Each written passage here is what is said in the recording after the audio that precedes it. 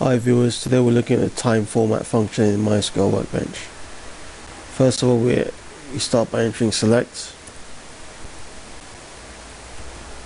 and then we say time underscore format tab. Within that, we're going to enter percentage and lowercase r in quotes.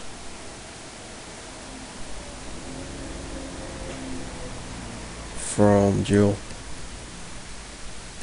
semicolon batch generator. Run that.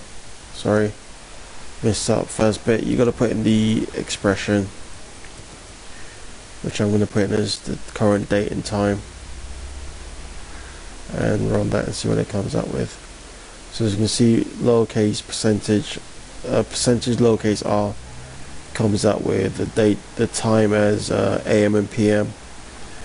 If you replace the R with an uppercase T, run that, it comes up with a 24-hour clock, which is done there.